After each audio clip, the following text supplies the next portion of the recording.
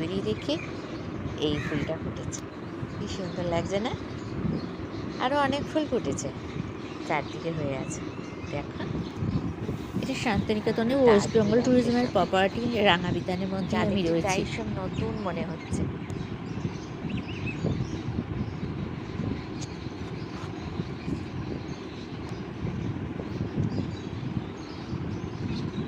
যেদিকে তাকাচ্ছি শুধু ফুল আর ফুল।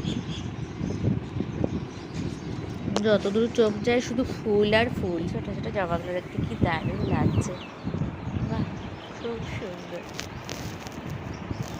বেশ কটা হয়েছে।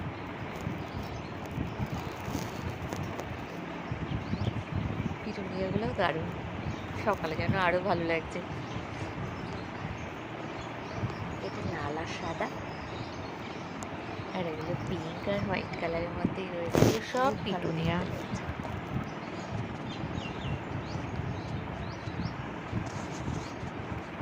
এটা সাদা জবা, আমি কোনোদিন দেখিনি। কিছুটা ছোটবেলায় ফিরে গেলাম, একটু দোলনায় দোল খেয়ে নিলাম, দারুণ লাগছিল আমার। একটা পুকুর রয়েছে, তবে পুকুরটায় অতটা জল নেই। পুকুরে এখন জল ছাড়া হচ্ছে, তাই একটু বড় লাল মাছ দেখা যাচ্ছে। মাছগুলো না আবার কান ফিরে পাচ্ছে। কি হয়েছে? আসবে? আসো আসো। এই যে হাঁস, রাজহাঁসগুলো যাচ্ছে দেখো। শান্তিনিকেতনের রাঙাবিতানে, রাঙাবিতান হলো ওয়েস্ট বেঙ্গল প্রপার্টির একটা ট্যুরিস্ট স্পট, লজ। আর এত সুন্দর ফুল আমি কোথাও মানে কখনো দেখিনি। একটা গাছে লাল আর কমলা দুটো একসঙ্গে ফুটে আছে, মানে ফুলগুলো এত সুন্দর লাগছিল যে আমি ছবি তুলে ফেললাম।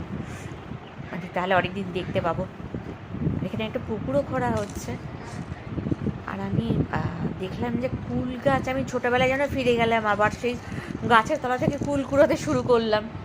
এত ভালো লাগছিলো, মানে এত আনন্দ হচ্ছিল কি আর বলবো। কতগুলো ফুল কুড়িয়েছি দেখো, এগুলো ঘরে গিয়ে নুন দিয়ে মেখে মেখে খাবো, দারুণ লাগবে। কত গাছ, আম গাছ ভর্তি।